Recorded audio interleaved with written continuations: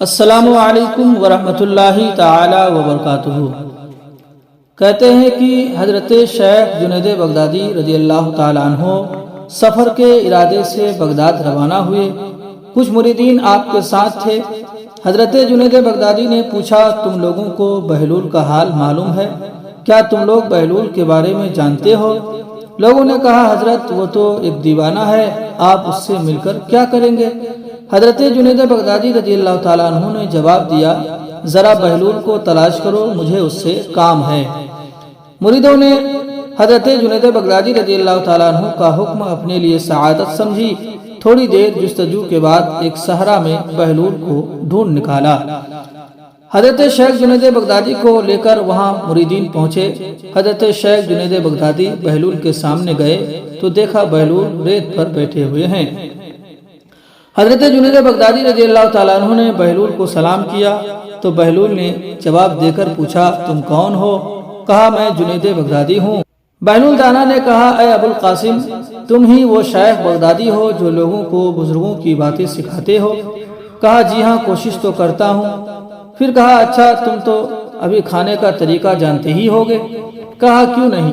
کہا، میں بسم اللہ پڑھتا ہوں، سامنے کی چیز کھاتا ہوں، چھوٹا نوالا بناتا ہوں، آہستہ آہستہ چباتا ہوں، دوسروں کے نوالے پر نظر نہیں ڈالتا ہوں، اور کھانا کھاتے وقت اللہ کی یاد سے غافل نہیں ہوتا ہوں۔ پھر فرمایا، جو لقمہ بھی کھاتا ہوں الحمدللہ بھی کہتا ہوں، کھانا شروع کرنے سے پہلے ہاتھ دھوتا ہوں اور فارغ ہونے کے بعد بھی ہاتھ دھوتا ہوں۔ یہ سن کر بہلول دانا اٹھ کھڑے ہوئے، پھر اپنا دامن حضرت شیخ جنید بغدادی کی طرف جھٹک دیا اور ان سے کہا، تم انسانوں کے پیر و مرشد بننا چاہتے ہو اور حال یہ ہے کہ کھانے کا طریقہ بھی نہیں جانتے۔ یہ کہہ کر بہلول نے اپنا راستہ لیا۔ حضرت شیخ جنید بغدادی رضی اللہ تعالیٰ عنہ کے مریدین نے کہا، حضرت یہ تو دیوانہ ہے۔ تو حضرت شیخ جنید بغدادی نے فرمایا، یہ دیوانہ تو ہے مگر اپنے کام کے لیے ہوشیاروں کے بھی کان کاٹتا ہے، اس سے سچی بات سننا چاہیے اور اس کے پیچھے چلیں، مجھے اس سے کام ہے۔ بہلول ایک ویرانے میں پہنچ کر ایک جگہ بیٹھ گئے۔ حضرت شیخ جنید بغدادی ان کے پاس پہنچے تو اس نے شیخ سے پھر یہ سوال کیا کہ تم کون ہو؟ کہا، میں جنید بغدادی ہوں جو کھانے کا طریقہ نہیں جانتا۔ کہا، خیر تم کھانے کے آداب سے تو ناواقف ہو، گفتگو کا طریقہ تو جانتے ہی ہوگے۔ حضرت شیخ جنید بغدادی نے جواب دیا، جی ہاں جانتا تو ہوں، تو بتاؤ کس طرح بات کرتے ہو؟ کہا، میں ہر بات اندازے کے مطابق کرتا ہوں، بے موقع بے حساب نہیں بولتا ہوں، سننے والوں کا اندازہ کر کے خلق خدا کو اللہ اور اس کے رسول کے احکام کی طرف توجہ دلاتا ہوں۔ یہ خیال رکھتا ہوں کہ اتنی باتیں نہ کروں کہ لوگ مجھ سے بیزار ہو جائیں۔ ان کے ساتھ گفتگو کے آداب کے متعلق کچھ اور بھی باتیں کی۔ بہلول نے کہا، کھانا کھانے کے آداب تو ایک طرف رہے، تمہیں تو بات کرنے کا ڈھنگ بھی نہیں آتا۔ پھر حضرت شیخ جنید بغدادی سے منہ پھیرا اور ایک طرف چل دیے۔ مریدوں سے خاموش نہ رہ گیا۔ انہوں نے کہا، حضرت یہ شخص تو دیوانہ ہے، آپ دیوانہ سے بھلا کیا توقع رکھتے ہیں؟ کہا، نہیں مجھے تو اس سے کام ہے، تم لوگ نہیں سمجھ سکتے۔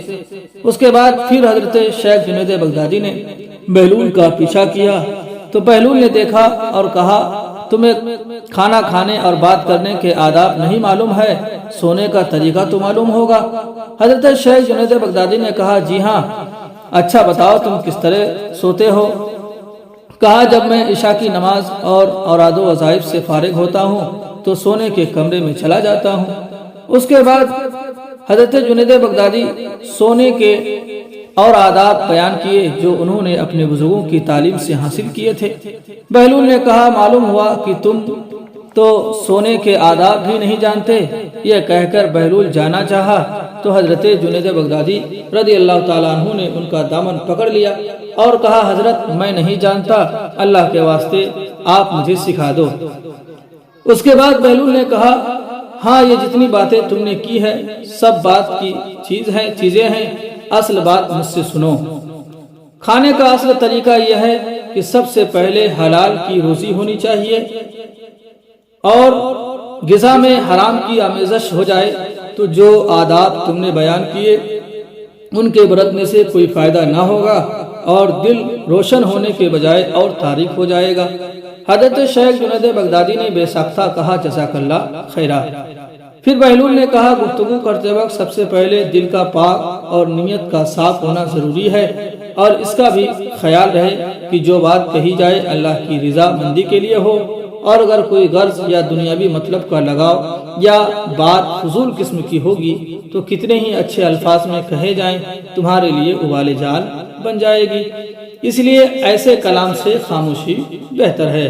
پھر بہلول نے کہا اسی طرح سونے کے متعلق جو تم نے کہا وہ بھی اصل مقصود نہیں ہے، اصل بات یہ ہے کہ جب تم سونے لگو تمہارا دل بغض، کینہ، حسد سے خالی ہو، تمہارے دل میں مال دنیا اور دنیا کی محبت نہ ہو، اور نیند آنے تک اللہ کے ذکر میں مشغول رہو۔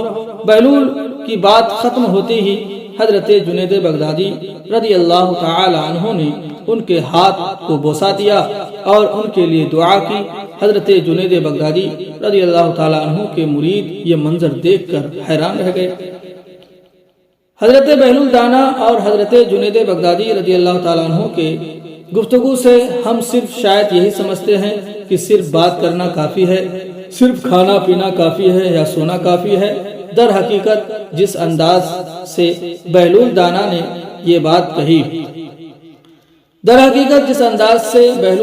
یہ بات سمجھائی کہ کھانے کی اگر بات ہے جہاں تک تو حلال کھانا سب سے اہم بات ہے، اگر گفتگو کی بات ہے تو سچ بات در حقیقت گفتگو کا ماحصل ہے، اور جہاں تک سونے کی بات ہے تو اللہ کی یاد میں اگر آپ دن بسر کریں تو اللہ کی یاد ہی میں آپ سو جائیں۔